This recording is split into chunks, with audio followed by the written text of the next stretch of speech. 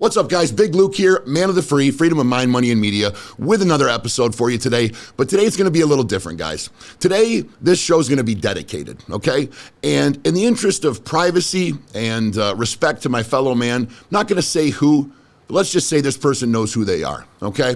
In my travels in life, I've gone some very dark places, okay?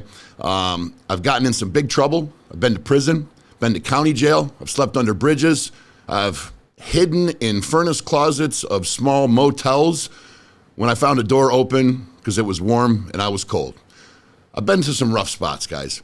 And if there's one thing I know, it's the feeling of loneliness. It's the feeling of feeling as though you've gone to the point of no return. Feeling as though you've reached somewhere in your life that you can't come back from, okay? Feeling like you fucked up so bad that your life just is never going to be the same, okay? So if there's one person who's authorized to speak on that, it's yours truly. And as you know, in this show, I only speak about things I know about, okay? We try to bring you value. We try to bring you knowledge. We try to bring you good working knowledge that you can use in your life to get better, to be more successful, to be more productive, or in this particular instance, to get a good start to your adult life. Okay? A friend reached out to me, a friend from high school. This was a couple weeks back. And she told me a story of her nephew, a very good young man, incredibly talented athlete, and somebody that was just a good old hard-working, corn-fed country boy. Just somebody who respected all people, held doors for ladies, helped old men to their cars with their groceries and handed them their cane as they sat down in the driver's seat. Kid that ran sprints harder than anybody on the football team. And the kid that would run the 2-minute drill harder than any teammate on his team when it came to a game time decision, okay? She told me a story of a young man who, in an attempt to protect his sister, was put into a bad position with a couple grown men that were nefarious actors, guys that were, let's just not say that they were sticking to the moral code as a man should, and he was put in a precarious position. So he did what any, I think, big brother would do, and he protected his sister. He defended her, and there was violence involved. And these men, unfortunately, got the lesser half, or let me rephrase myself, this young man got the better half of these men. You know, so they bit off more than they could chew, and they got tuned up a little bit, and this young man ended up with a criminal charge. So I'm not going to delve into the nuances of that story. I can tell you that I know this person that reached out to me. I know her family. I grew up around these people. And she wouldn't feel this way if there wasn't a serious element of these goings on that weren't wrong, okay? So why are we talking about it? We're talking about it because she reached out to me and, in the interest of full disclosure, had absolutely no idea I did a podcast. Ruben, we need to work on the marketing. But what she did was she reached out to me because she knew that I was successful. She knew that I had made it out of our small town. She knew that I had gone to some very, very dark places and seen some terrible things. I'd been to prison, and I'd been convicted of a felony. And I had been to a very, very dark place that I didn't think I was going to come back from. So she reached out to me, and at first she was cautious. She was hesitant. She wanted to tread lightly. She didn't want to offend me by bringing up my past. Little did she know that I have no problem talking about my past, because without my past, I'm not here today. But I digress. She was very cautious because she didn't want to offend me. We hadn't spoken in a while, and she wanted to make sure that she didn't cross the line, so to speak, in what she was asking me to do. But she knew that I was a good guy, and she knew that I like to talk to people and I like to help people. So she asked me, she said, Luke, and I'm paraphrasing, she said, Luke, could you please speak to my nephew? Could you maybe write him a letter, or when he gets out of jail, reach out and talk to him just for a minute and just explain to him, tell him your story. Tell him that by being convicted of a crime and going to this bad place and spending some time in jail, that it's not the end of his life, because he's got so many talents and he's such a wonderful human being and we love him so much. I just want to see him do better. And right now he's in a very dark place. He feels as though he's put himself in a hole that he can't dig himself out of. And I know that feeling well. And I obliged. I told her I wasn't sure how I was going to do it, Maybe I was going to write him a letter. Maybe I'd go visit him. But I've chosen to dedicate an entire show to this young man simply because my mission when I started this, and I made this very clear, was to put as much good knowledge and information and help based on my experience out to my fellow man and woman as I could, in hopes that if I only change one life or help one life to get better, more successful, less depressed, non-suicidal, whatever the case may be, if I help one person, my efforts are not in vain. And the whole thing was worth it. So this is an effort to help one person. So this pertains to me particularly because I got in trouble at a relatively young age. I robbed a bank, okay? And my cause for going to the Huskow was nowhere near as noble or as honorable as what this young man went through, and what he had to do and why he was convicted. But nevertheless, we ended up in a similar spot, And I just remember the days sitting alone in a prison cell, just knowing that the world was still moving on the outside, that the clock was still ticking, products were being manufactured, items were being sold, commerce was moving, women were getting pregnant, men were getting married, things were happening, and the marketplace continued to push on without me. And it drove me insane. It made me feel as though I was left out. It made me feel as though the world didn't need me anymore. And man, when you're a narcissistic drug addict, it's a very devastating thought that the world doesn't need you anymore, okay? So I know that feeling well, okay? And I can tell you that aside from maybe losing a loved one or disease, severe health issues, there's really not a worse feeling in the world than feeling like nobody needs you or wants you, okay? So I know that feeling well. And I know this young man felt that way. And I know when he was locked away and his friends weren't around and he couldn't use the phone when he wanted to and he couldn't have the comfort of his mom's cooking or a hug from his dad or throw the ball around the yard with one of his siblings, that it just chews away at you, okay? And when I was locked up, I was in my late 20s, all right? This young man's in his late teens. So that effect is just compounded for this young man, okay?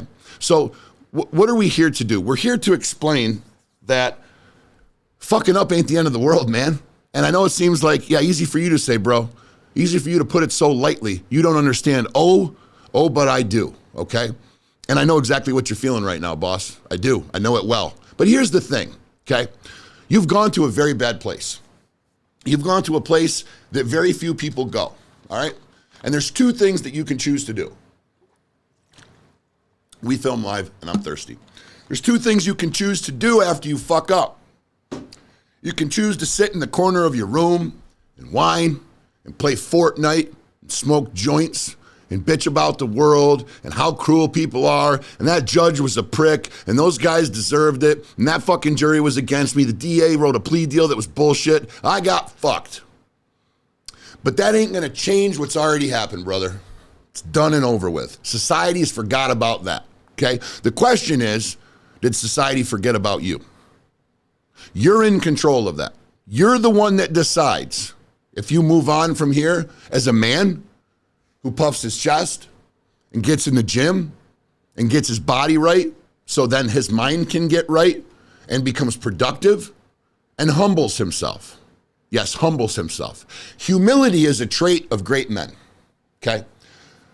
I keep wanting to say your name, brother, but we'll leave you at peace and privacy, okay? Humility is a trait of great men. The best men that you will ever meet in your life are not the ones that came to you and said, I'm the baddest motherfucker you ever met, bro. That's the guy that gets knocked the fuck out in the bar, and we all know it. And if you don't, you're probably that guy. The guy that comes to you and says, I got a Ferrari, 2 bad bitches with fake tits, and $1 million cash. He's got $1 million in debt, a kit car, and maybe a 55-year-old woman with fake breasts. Not that there's anything wrong with that. The bottom line is this. Tough guys don't talk about it. Real men don't preach about it. They do it. They act. They behave in a respectful and humble manner. So what do I suggest you do, young man? I suggest you realize that you fucked up. I don't care. I don't care if the verdict wasn't fair. I don't care if the sentence was too harsh. I don't care if the judge was a dick, the DA was wrong, or by and large, you were convicted wrongfully. It's over. The sooner that you grasp that and the sooner that you move on from it and you leave it in the past where it belongs, because it does not define you. It's not who you are, man. It's not, okay? If it is, you'll be a recidivist. You'll repeat that behavior. You'll get in a bar fight and you'll break somebody's jaw. Done it. You'll argue with a meth head and end in a fight, break his orbital. It's happened. You'll continue to behave that way until something forces you to change. And unfortunately, it's usually prison or death. Or you can take the high road. You can say, yeah, I got fucked. It's okay. So did a lot of people. So did Steve Jobs. Steve Jobs got fired from his own company. Then he went on to open another company. He humbled himself. He said, okay, maybe I didn't toe the line. Maybe I didn't do exactly as I should. Let me try again. So he opened his own company. And he got better. And then eventually, the same motherfuckers that fired him came back to him, bought his company, and made him CEO of Apple again, okay? Take Russell Brand, social media guy. He's got what, Ruben? 6 million followers, something like that. One of the biggest and best heard voices on the internet and in social media. Here's a guy who made videos, and what the hell was it back then? YouTube, MySpace, something like that? Yeah, early YouTube. Yeah, early YouTube. With Amy Winehouse, God rest her soul, is a talented young lady. Okay, this is probably before your time, young man, but look these people up. It's important. This is a guy who now has major world influence. What he says, people listen to, okay? And I'm a fan, personally. I don't agree with everything he says, but the guy has a major influence, man. When you talk to 5 million people every day, the world's listening, trust me, okay? But he made videos playing with mice and gerbils and smoking crack. He was shooting up heroin in the streets of the UK. He was trash, bro. Sucked out, probably 125 pounds, a walking skeleton addicted to dope. And that was just who he was. Then he made a change. Now he's a fucking millionaire with 5 million followers and a major presence in the world, okay? Who else can we talk about? I made a list here, all right? Who else did I say, Ruben? My Supernote isn't cooperating. This is not a good good fucking plug for that product. Martha Stewart, there's one. Let's talk about Martha Stewart. Martha Stewart had a monopoly on fucking doilies and plates in Walmart. That's for goddamn sure, okay? Here's a woman who created an empire based upon her brand. Homemaking, baking, crafting, what have you. Unstoppable, a freight train moving forward. Then she went to jail for, what was it, insider trading, something like that? Yep, insider trading. Financial crimes. Went to prison. Federal prison, I believe. Look it up. Okay? But now she's making videos with Snoop Dogg. Now she's back to millionaire status. Now she's riding with high society, doing it all over again. Here's one I think will resonate with you, bro. You like Young Money? You like Drake? You like Lil Wayne? Lil Wayne spent some time in Rikers for a gun charge. I'm sure there's probably other things Wayne should have spent some time in jail for, but, you know, here's a guy who faced adversity. And he writes about it in his music, okay? But the bottom line is, he didn't let it define him. He didn't whine and cry and bitch about the judge. He said, okay, I fucked up. I play a dangerous game. I got caught. He got out. He got in the Bugatti. He rode back to the studio. He made more music, signed more artists, and now is one of the most prolific and wealthy producers and rappers in the history of rap music, bar none. He's a trendsetter, okay? I don't know if you're familiar with an actor named Mark Wahlberg. Should be. He's pretty fucking famous. He's a Transformer guy. This guy was jailed for stoning and fighting and shouting racial slurs at people in his early to late teens, okay? Major, major, major bad stuff. I mean, the kind of thing that nowadays I'd probably see a public lynching for, okay? But the difference was he made a change, okay? He did his time. He realized he fucked up, and the behavior stopped. Now, he's in Hollywood, okay? So I can go on and talk about Ulysses S. Grant, United States president, led the Union Army to victory, kept the United States together, helped abolish slavery eventually, okay? This guy was a drunk, went to jail, smacked women, drank his face off, lost all his money, went bankrupt, turned it around, came back, ran for president, and became the leader of the free world, okay? There's more.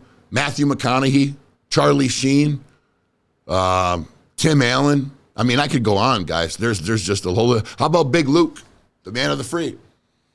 Opiate addiction for 10 years, bank robbery, drug charges, DWI, you name it, man. The resume is thick, okay? And at one point, everybody would have told you I was going nowhere, including myself. But I made a change, okay? So you can either let that define you, and you can be the guy who in his late teens got in trouble and ended up going down the I fucked up road and leading a life of crime and feeling sorry for yourself and using substances to numb the pain. Or you can realize that you fucked up and you can get humble real quick. What do I mean by humble? Okay, you're in your late teens. What does humble mean? You know what the word means as far as Oxford Dictionary is concerned, but what does it really fucking mean? It means this, my friend. It means that you don't go to a party and when your buddies say, yo, bro, you were up in the clink, man. You did some time, bro. Did you see fights? Did you see guys getting raped in the showers? Man, no, you don't tell them yes. You don't tell them, oh, bro, it's bad in there, man. It's, oh, fuck, you don't want to go there. I had to fight for my life. I had to this. No. You say, no, man, I went to county jail for a few months. It sucked. I had to lay my ass down for a little while. I had some commissary. I had a family that cared about me. I made some friends while I was in there. I haven't even spoken to you yet, bro. And I know this is what happened, okay?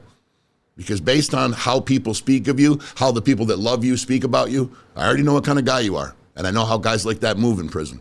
I know you made some good friends in there. And I know you might want to meet them on the outside, but don't do it.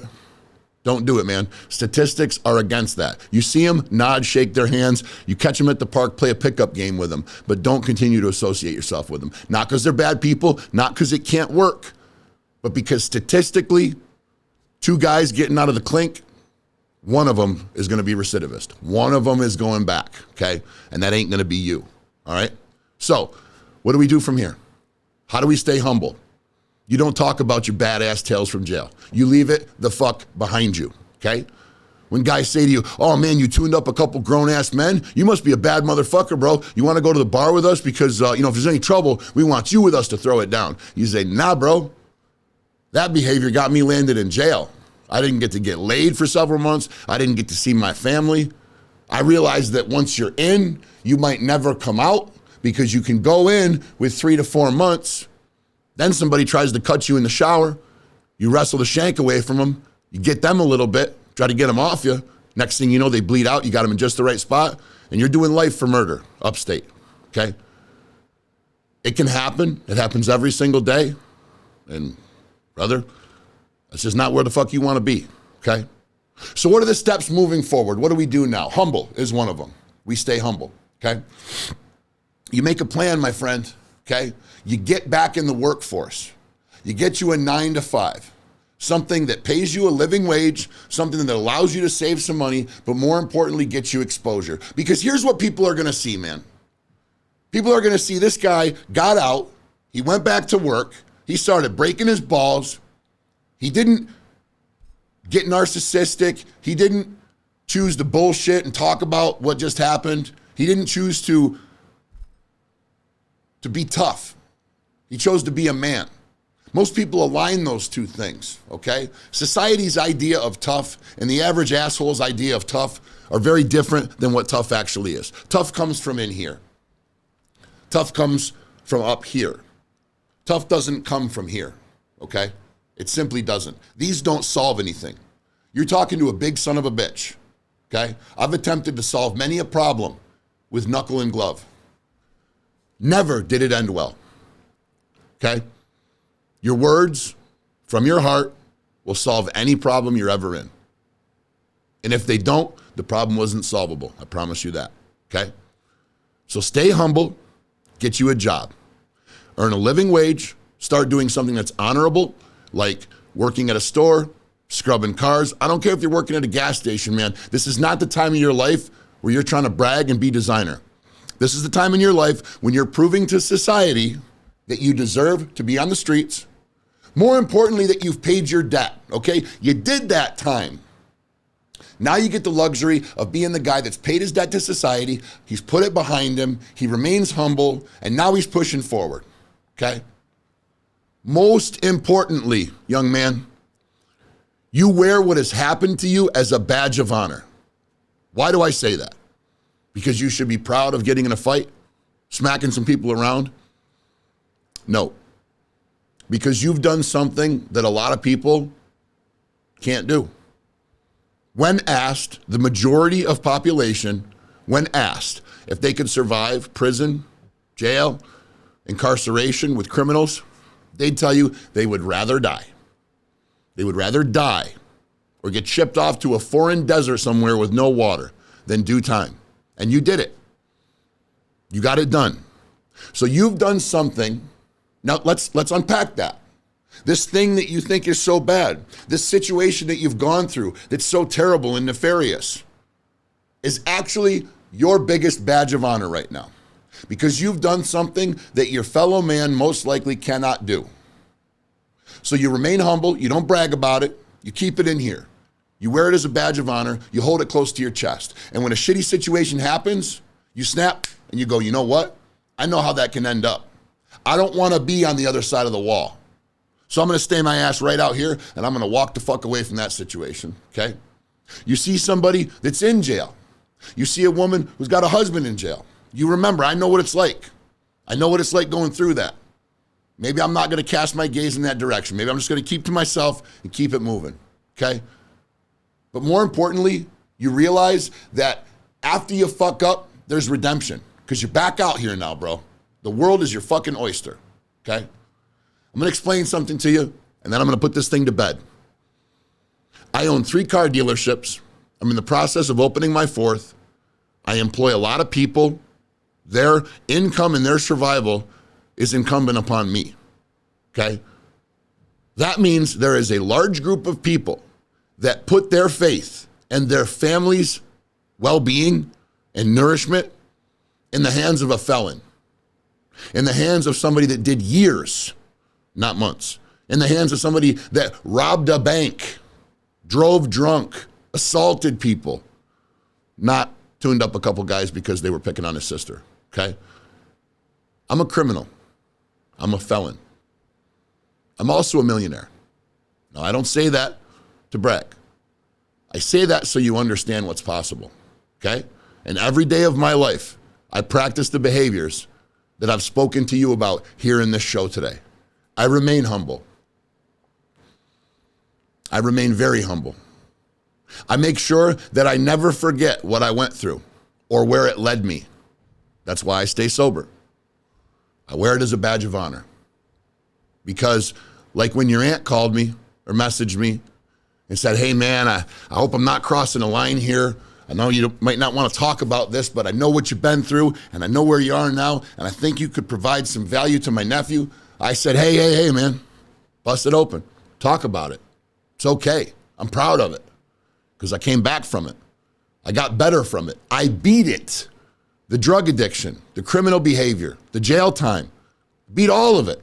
And I put it behind me. It's a mark on my timeline, young friend. It's something that's going to be there for the rest of my life. And I can choose to pay homage to it and realize it was one of the best things that ever happened to me, which is very clear now. Hindsight is always 20/20. I know it's tough to see right now, but that's why I'm doing this for you. Experiential learning, my friend. You want to know how to get something done? Ask a busy man. What does that quote mean? The people that want to talk to you about things, the people that want to get in your face and share ideas constantly are people that want to talk. The people that you see moving and getting shit done, those are the people that can provide you experiential learning, which as far as I'm concerned, I'll take 1 year apprenticing under somebody that's done the job for 20 years before I'll go to school for 8 years to get a degree in it. And that's just a fact. So, my young friend from my alma mater, my fellow Blue Devil, I bid you adieu today. I hope you make the right decisions moving forward. I hope you gained value from this show. I hope that I've been able to help you by sharing with you where the fuck I've been. Stay humble. Stay motivated. Stay focused. But just as importantly, stay free.